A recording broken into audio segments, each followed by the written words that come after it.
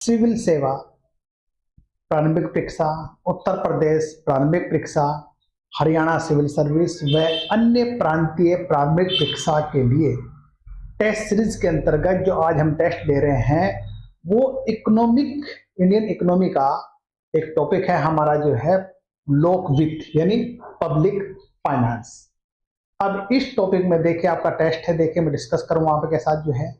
इसमें देखिए question number first जो है हमारा है, बजट घाटे की तुलना में राजकोषीय घाटे का आकार सदा ही, देखिए इसमें जो है वो अधिक होता है, मतलब इसका आंसर बनेगा हमारा ए, यो अधिक होता है। अब सिंपल सी बात देखिएगा आप जो है, यानी कि जो है राजकोषीय घाटा जो होता है हमारा बजटीय घाटा और प्राथमिक घाटे के योग को जो है हम राजकोषीय घाटा कहते हैं। यानी कि बजटीय घाटा प्लस प्राथमिक घाटा, इन दोनों को मिला के बन जाता है हमारा राजकोषीय घाटा। सिंपल सी बात देखिए, अब बजट घाटे की तुलना में राजकोषीय घाटे का आकार सदा ही अधिक होता है। क्यों? बजट घाटा और प्राथमिक घाटा इन दोनों को मिला के बनता है हमारा राजकोषीय घाटा। ये बन गया ए आंसर।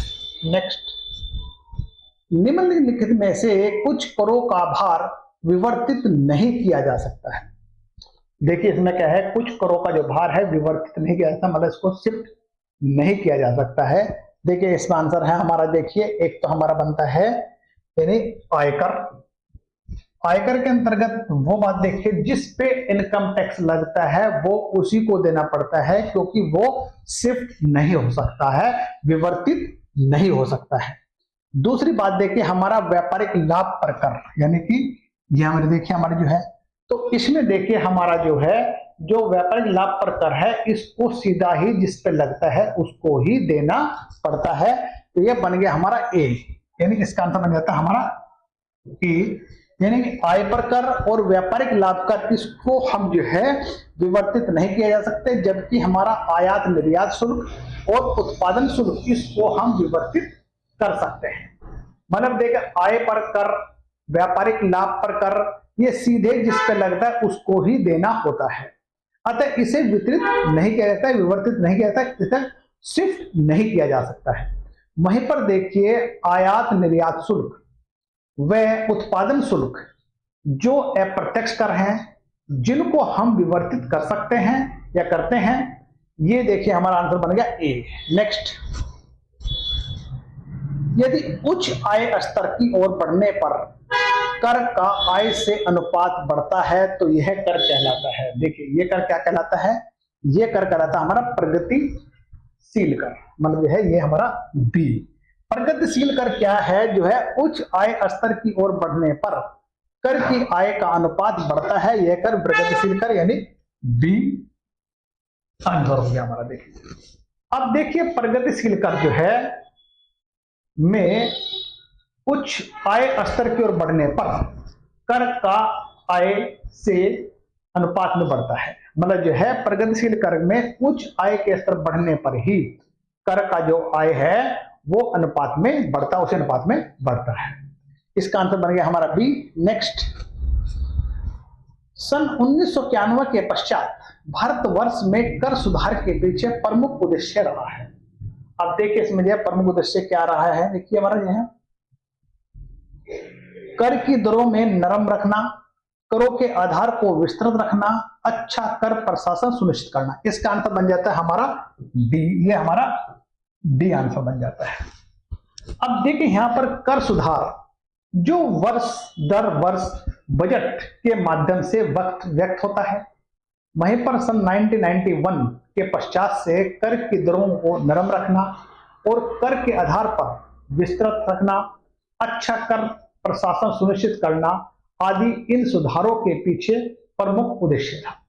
मतलब देखिए यह है हमारा कर के दरों को नरम रखना, कर के आधार को विस्तृत रखना, अच्छा कर प्रशासन सुनिश्चित करना, ये जो है हमारे कर सुधार के पीछे प्रमुख उद्देश्य रहे हैं। आंसर बनेगा डी। नेक्स्ट, निम्नलिखित में से कौन सा राजकोषीय नीति का उपकरण है। अब राजकोषीय नीति का उपकरण बताना है आपको, देखिए जो है वो है हमारा करारोपण, सार्वजनिक व्यय या सार्वजनिक ऋण। इसमें देखिए हमारे ये डी आंसर बन जाता है, ये तीनों ही बन जाते हैं हमारे लिए, ये डी आंसर हो जाता है। अब देखिए इसमें हम डी आंसर की बात करते हैं। देखिए राजकोषीय नीति जो मुख्यतः वार्षिक बजट के माध्यम से कार्यान्वित और प्रदर्शित होती है, इसका मुख्य उपकरण है देखिए करारोपण, सार्वजनिक व्यय और सार्वजनिक ऋण जो है, इसका आंसर बन जाता है डी। नेक्स्ट, बजट एक बड़ा यंत्र है। देखिए बजट एक बड़ा यंत्र है, ये राजकोषीय नीति का मतलब है पब्लिक डेफिसिट का, यानी राजकोषीय नीति या पब्लिक पॉलिसी, इसका बन जाता है ए आंसर। अब देखिए हमारा जो है राजकोषीय नीति या बजट नीति से आश्रित सरकार के उन सार्वजनिक व्यय यानी कि करारोपण, सार्वजनिक व्यय या उसके प्रबंध से संबंध उन नीतियों से है जिनका प्रयोग सरकार अर्थव्यवस्था में रोजगार, राष्ट्रीय आय या राष्ट्रीय उत्पाद, आंतरिक बाह्य आर्थिक स्थिरता, आर्थिक समता आदि की नीतियों का प्रमुख उद्देश्य को प्राप्त करने के लिए करती है। गौरतलब है कि बजट विस्तृत एक रूप से राजकोषीय नीति का बड़ा यंत्र है, यानी आंसर बनेगा हमारा ए। नेक्स्ट, यदि राजकोषीय घाटे में से ब्याज भुगतान निकाल दिया जाए तो शेष बराबर रहता है। देखिए ये देखिए हमारा जो है वो बनता है हमारा प्राथमिक घाटा, यानी कि अगर हम राजकोषीय घाटे से ब्याज का भुगतान निकाल दिया जाता है तो देखिए हमारा जो है वो रहता है देखिए प्राथमिक घाटा। अब देखिए प्राथमिक घाटा का मतलब समझिए आप जो है प्राथमिक घाटा इजिकल टू राजकोषीय घाटा इजिकल टू भुगतान यानी ब्याज भुगतान, सार्वजनिक ऋणों पर किया गया ब्याज का भुगतान विगत वर्षों में घाटे के परिणाम स्वरूप होता है, उसका कोई संबंध सरकार के वर्तमान व्यवहार से नहीं होता है। इसलिए यदि हमें सार्वजनिक क्षेत्र में व्यवहार के कारण उत्पन्न घाटे का आकलन करना हो तो हमें ब्याज के रूप में दिए गए संपूर्ण भुगतान को निकाल देना होगा। मतलब समझिए आप जो है राजकोषीय घाटे में से ब्याज का भुगतान निकाल देने पर शेष जो बचता हमारा वो प्राथमिक घाटा यानी ए आंसर बनेगा हमारा। नेक्स्ट, निम्नलिखित में से कौन राजकोषीय नीति का उपकरण नहीं है? देखिए राजकोषीय नीति का जो उपकरण है वो नहीं है, वो है हमारा ब्याज दर यानी ए। अब देखिए जो है राजकोषीय जो है में से अगर ब्याज दर निकाल देते हैं तो हमारे पास में पहले डिस्कस करा कि वो प्राथमिक घाटा बन जाता है। करारोपण, सार्वजनिक व्यय, सार्वजनिक ऋण ये राजकोषीय नीति के मुख्य उपकरण है जिसमें ब्याज दर शामिल नहीं होती है, तो ये है मुख्य उपकरण नहीं है। देखिए अब वहीं पर देखिए हम ब्याज दर निर्धारण राजकोषीय नीति का उपकरण न होकर मौद्रिक नीति का उपकरण है, यानी ब्याज जो दर है वो मौद्रिक नीति का उपकरण है, इसका ब्याज दर का मतलब राजकोषीय नीति का नहीं है। राजकोषीय नीति से तात्पर्य है, यानी राजकोषीय नीति है क्या? देखिए सरकार की व्यय, ऋण और ऋण के प्रबंध से संबंधित उन नीतियों या कार्यकलापों से है जिनका प्रयोग सरकार रोजगार, उत्पादन, राष्ट्रीय आय और मूल्य स्तर में वांछित प्रभाव लाने या अवांछित प्रभाव को टालने के उद्देश्य से करती है। ये हमारी राजकोषीय नीति है। अब इस समझ गए होंगे आप, जो है इसका आंसर बनेगा ए। नेक्स्ट,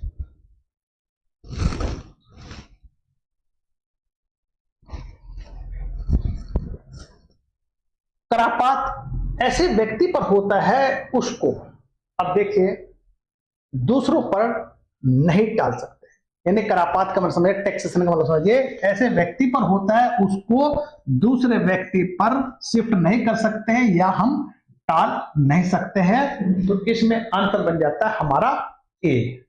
देखिए मतलब जो है अगर हम बात करते हैं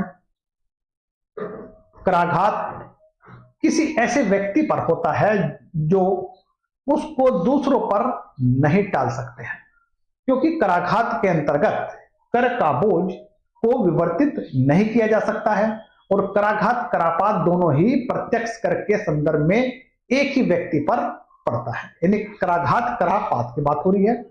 परंतु अप्रत्यक्ष करों के संदर्भ में कर का कुछ भाग या पूरा भाग दूसरों पे विवर्तित किया जा सकता है या शिफ्ट किया जा सकता है, या फिर टालने की जो प्रक्रिया है उसे कर विवर्तन भी कहते हैं।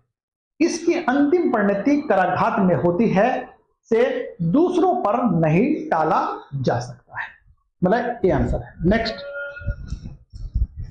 वह कर कौन सा है जिसका संघ सरकार लगाती है, वसूल करती है, किंतु वसूली की गई राशि को राज्यों के साथ बांटा जाता है। देखिए इसमें देखिए बनता हमारा केंद्रीय उत्पाद शुल्क, यानी आंसर बन गया हमारा ए। अब देखिए केंद्रीय उत्पाद शुल्क की अगर बात करते हैं, देखिए जो है ऐसे कर जो केंद्र सरकार द्वारा लगाए और वसूले जाते हैं और राजस्व राज्यों में बांट दिया जाता है, ये दो प्रकार के होते हैं। एक कृषि कर को छोड़कर आय पर कर, धारा 270। दूसरा संघीय सूची में वर्णित औषधि तथा प्रशासन को छोड़कर अन्य मदों पर संघीय उत्पाद शुल्क, धारा 272 को प्राप्त राजस्व घाटे जा सकते हैं।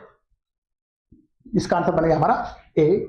नेक्स्ट, राजस्व के साधनों के निम्नलिखित समूह में कौन सा समूह केवल संघ सरकार से संबंधित है? अब देखिए संघ सरकार से संबंधित है, इसका देखिए आपका जो है ये बनता है हमारा ब्याज कर, उपहार कर के या धरती कर, धन कर, भू राजस्व जोंगी, आयकर, बिक्री कर, संघ उत्पाद शुल्क, निगम कर और सीमा शुल्क। ये कह रहे देखिए राजस्व के साधन निम्नलिखित समूह में कौन सा समूह केवल संघ सरकार से संबंधित है, केंद्र सरकार संबंधित है, वो बनेगा हमारा डी, यानी डी आंसर बन गया। निगम कर और सीमा शुल्क जो केंद्र सरकार से संबंधित है। वहीं पर देखिए आपका जो है निगम कर, सीमा शुल्क का अधिरोपण, संग्रहण, व्यय तीनों ही केंद्र सरकार या संघ सरकार करती है। निगम कर, सीमा शुल्क का कुल केंद्रीय कर राजस्व में क्रमशः दूसरे तीसरे स्थान है। इसका आंसर बनेगा हमारा डी, ये डी बन जाएगा। नेक्स्ट, भारत के राजकोषीय घाटे को निम्नलिखित में से कौन सा कथन सही परिभाषित करता है? देखिए इसमें देखिए हमारा राजस्व प्राप्ति तथा ऋणोत्तर पूंजीगत प्राप्तियों के योग की तुलना में कुल व्यय का अधिक। अब इसमें देखिए हमारा देखिए ये बनता है हमारा जो है ये बी आंसर बन जाता है, इसका जो है इसका बी आंसर बन जाएगा। अब देखिए इसमें जो है आपका जो है राजकोषीय घाटा, बजट घाटा प्लस सार्वजनिक ऋण तथा अन्य दायित्व या फिर सकल राजकोषीय घाटा इज इक्वल टू राजस्व घाटा प्लस पूंजीगत व्यय। अब देखिए इसमें देखिए हमारा बी आंसर बन जाता है। नेक्स्ट, संघ सरकार के चालू राजस्व में निम्नलिखित में से कौन सी मदें सम्मिलित नहीं है? अब इसमें बताना है कौन सी मदें सम्मिलित नहीं है।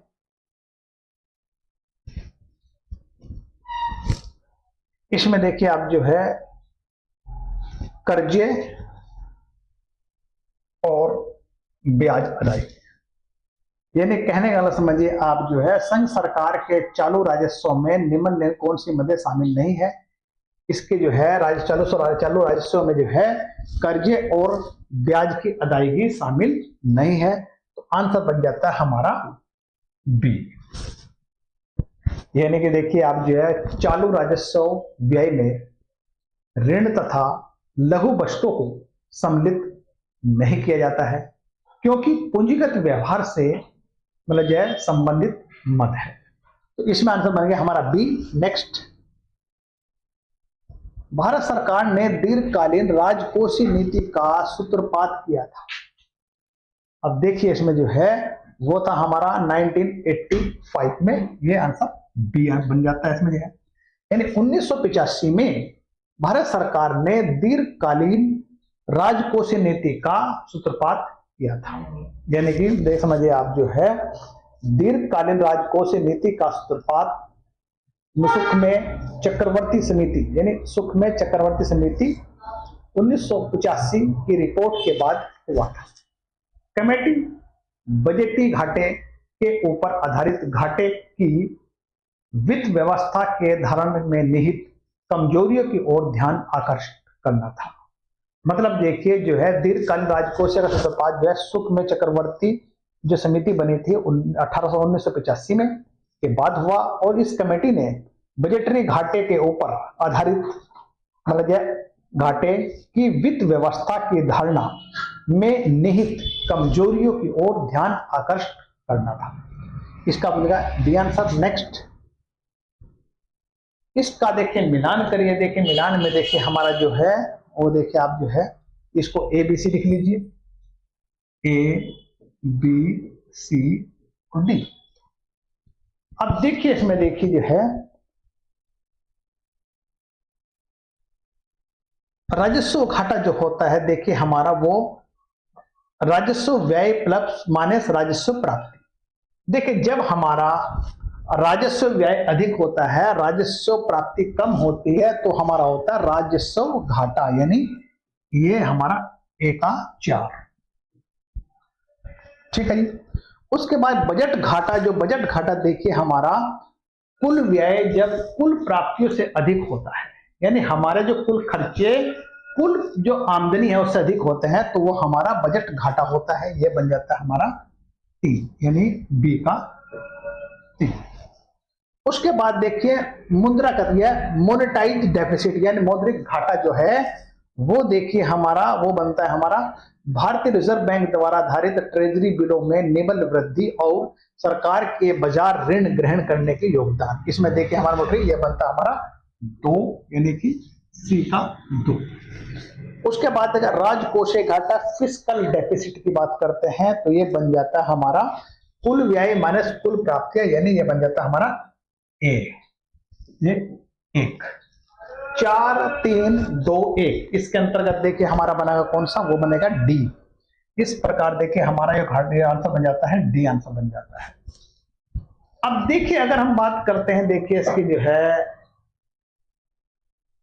राजस्व घाटा जो होता है वो कुल राजस्व प्राप्ति माइनस कुल राजस्व व्यय, यानी समझिए जब हमारी प्राप्ति कम होती है राजस्व और राजस्व खर्चे ज्यादा हो जाते हैं तो वो राजस्व घाटा कहलाता है। वहीं पर देखिए बजट घाटा, बजट घाटे में क्या है, जब कुल प्राप्तियां जैसे कुल व्यय को निकाल दिया जाता है, यानी कि मतलब जब कुल प्राप्तियां कम होती है कुल व्यय अधिक होते हैं, जो अधिक खर्चा है वो हमारा बजट घाटा कहलाता है। यानी देखिए जो है वर्तमान में जो है अर्थोपाय अग्रिम से बजटीय घाटा सदैव शून्य रहेगा। नेक्स्ट देखिए मौद्रिकृत घाटा की बात करते हैं, जब बजटीय घाटा प्लस सार्वजनिक ऋण के संबंधों में आरबीआई का योगदान। अब देखिए हमारा जो है राजकोषीय घाटा की बात करते हैं, जब बजट घाटा प्लस सार्वजनिक ऋण तथा अन्य देयताएं होती हैं तो ये हमारा राजकोषीय घाटा होता है। तो इसका आंसर बन गया डी। नेक्स्ट देखिए हमारा जो है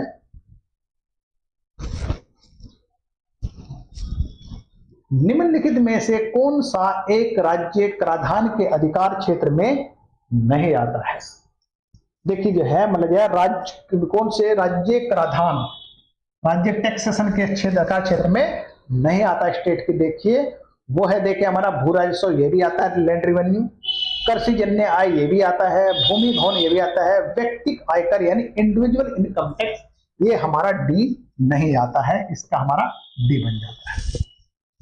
अब देखिए अगर व्यक्तिगत कर जो है पर्सनल देखते हम जो है इनकम टैक्स की बात करते हैं तो व्यक्तिगत आय पर कर का आरोपण संघ सरकार करती है और वित्त आयोग की अनुशंसा पर राज्य सरकार में वितरित कर दिया जाता है।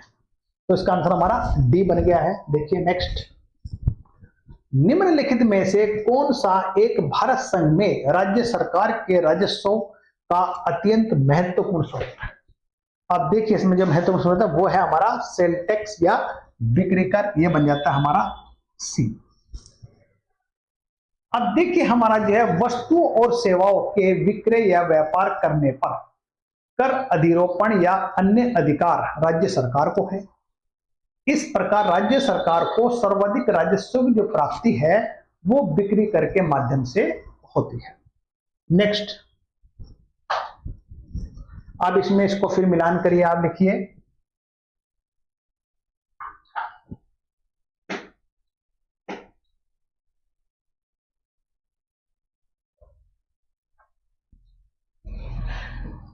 A B C only. अब देखिए इसको मिलान, देखिए जो है निगम कर देखिए हमारा बनता है, देखिए वो बनता है हमारा जो है भारत सरकार, यानी ये ए का 3, उसके बाद विक्रय कर ये बनता राज्य सरकार, ये बनता है बी का 1, उसके बाद देखिए हमारा जो है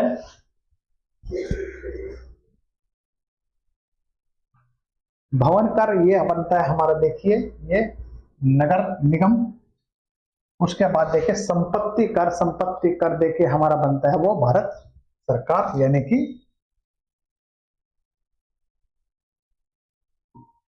3। अब देखिए ये हमारा बन जाता है, देखिए हमारा जो है यानी कि ये 2 और 3, 3 1 2 3, 3 1 2 3 ये बन जाता है हमारा ए आंसर, यानी ए आंसर बन जाता है हमारा। अब देखिए अगर हम जो है निगम कर की बात करते हैं, निगम कर जो है भारत सरकार, इससे प्राप्त राशि संघ सरकार स्वयं अपने मदों पर ही व्यय करती है, यानी कि निगम कर में जो है जो भारत सरकार द्वारा लगाया जाता है और इससे जो प्राप्त राशि होती है इसको अपने मद या अपने ही लिए खर्च करती है या अपने काम करती है। वहीं पर जो है विक्रय कर से टैक्स की बात करते हैं, राज्य सरकार इसको लागू करती है, व्यापार और विक्रय पर कर अधिरोपण और अन्य अधिकार राज्य सरकार पर है। भवन कर जो है यह एक निगम यह राज्य सरकार के अधीन है, जिसे भी संग्रहण का कार्य नगर निगम करती है या म्युनिसिपल कॉर्पोरेशन करता है। वहीं पर देखिए संपत्ति कर भारत सरकार, इस कर का अधिरोपण का अधिकार भारत सरकार के पास है, यानी आंसर बन गया हमारा ए। नेक्स्ट, शून्य आधार बजट के विचार प्रतिपादक थे। अब देखिए शून्य पर देखिए ये हमारे थे पीटर ए पायर, यानी ए बी आंसर बन गया इसका जो है। शून्य आधारित बजट पर के प्रतिपादक थे पीटर ए बायर थे जो है। अब देखिए अगर हम बात करते हैं इसमें, देखिए नई राजकोषीय तकनीक का जो प्रवर्तन है पीटर बाय ने सन 1970 में किया था। जीरो बेस बजटिंग एक नई तकनीक है जिससे सार्वजनिक व्यय को अपव्ययता की कमी लाई जा सकती है या लाई जा सके। इस प्रकार की बजटिंग में प्रत्येक क्रिया एक के लिए शून्य आधार ढूंढा जाता है और क्रिया करने से पहले प्रत्येक क्रिया का मूल्यांकन किया जाता है। यानी कहने का मतलब देखिए शून्य से जो स्टार्ट होता है, शुरू से ही स्टार्ट करता है, नए से जो स्टार्ट होता है वो शून्य आधारित या जीरो बेस बजटिंग कहलाता है, यानी कि देखिए हमारा इसका बी आंसर। नेक्स्ट, प्राथमिक घाटे से अभिप्राय है। देखिए अब देखिए प्राथमिक घाटे से जो है हमारा, जब राजकोषीय घाटे में से ऋण ब्याज का भुगतान निकाल दिया जाता है तो हमारा प्राथमिक घाटा बन जाता है, तो हमारा बी आंसर हो गया है।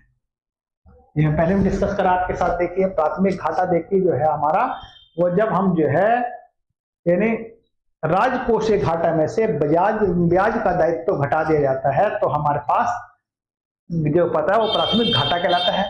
प्राथमिक घाटा उपभोग, प्राथमिक घाटा विनियोग, ये दोनों हो सकते हैं।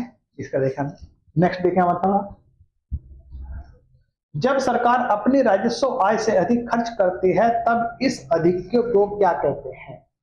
देखिए इसमें जो है ये बनेगा हमारा बजटीय घाटा जो है, ये सी आंसर बन जाएगा इसका। यानी कि जो है जब सरकार अपनी राजस्व आय से अधिक खर्च करती है तब इस अधिक्य को क्या कहते हैं, सरप्लस को क्या कहते हैं। ये हमारा देखिए ये बन जाएगा हमारा बजटीय घाटा की बात करते, सॉरी राजस्व घाटे की बात करते हैं। ये बनेगा हमारा राजस्व घाटा, यानी इसका डी आंसर बनेगा इसका। बजट घाटा नहीं बनेगा, ये डी आंसर राजकोषीय घाटा बनेगा। अब राजकोषीय घाटे की अगर हम बात करते हैं, देखिए कुल प्राप्तियां में से जब कुल राजस्व व्यय घटा दिया जाता है या फिर कुल राजस्व प्राप्ति कम होती है और कुल राजस्व व्यय अधिक होता है तो हमारा ये राजकोषीय घाटा या राजस्व घाटा होता है। नेक्स्ट देखिए हमारा जो है, निम्न में से कौन सी एक ऋण वापसी की विधि नहीं है? अब इसमें देखिए वह है हमारा वितरित ऋण, यानी बी आंसर। ये हमारा बी आंसर बन जाता है। देखिए हमारा, अब देखिए मतलब जो है इसके अंदर देखते हैं हम जो है, कुछ ऋण ऐसे होते हैं जिनका शोधन सरकार नहीं करती है, प्रतिपादन के निम्नांकित तरीके अपनाए जाते हैं, जैसे ऋणों का प्रत्याख्यान या ऋण परिवर्तन, ऋण पुनः शोधन या स्वैप। इसका आंसर बी हो गया हमारा। नेक्स्ट, जिस कर का दबाव और भार एक ही व्यक्ति पर पड़े उसे कहते हैं। देखिए उसे कहते हैं हम जो है प्रत्यक्ष कर। ये ए हो गया हमारा, यानी प्रत्यक्ष कर माने जिस कर का, प्रत्यक्ष कर का दबाव और भार एक ही व्यक्ति पर पड़ता है। अब देखिए प्रत्यक्ष कर उन करों को कहते हैं जिनके बोझ को हम दूसरे पर विवर्तित या शिफ्ट नहीं कर सकते हैं, जिनके संबंध में कर से उत्पन्न कराघात और करापात उसी व्यक्ति पर पड़ता है जिस पे वो लागू होता है। तो आंसर हमारा ए। आगे देखें नेक्स्ट, यदि कर की दर सभी आय वर्गों के लिए समान हो तो वह कर क्या होगा? देखिए इसमें देखिए ये बनेगा हमारा अनुपातिक कर, यानी जब कर की दर सभी आय वर्गों पर समान हो तो वह कर कहता है हमारा अनुपातिक कर कहलाता। देखिए इसका बनेगा सी आंसर, ये सी हो जाता है। अब देखिए मतलब जो है कर की दर सभी वर्गों पर समान हो तो इसे हम जो है अनुपातिक कर कहते हैं। नेक्स्ट देखिए हमारा जो है, कर अपवंचन से तात्पर्य है। इसका देखिए हमारा गैर कानूनी तरीके से कर भुगतान न करने की कोशिश को हम कर अपवंचन कहते हैं। मतलब ये हमारा ए आंसर बन गया। देखिए इस टेस्ट में चेक कर लीजिए कितने मार्क्स बने हैं, उस बाकी हम नेक्स्ट टेस्ट में फिर मिलेंगे।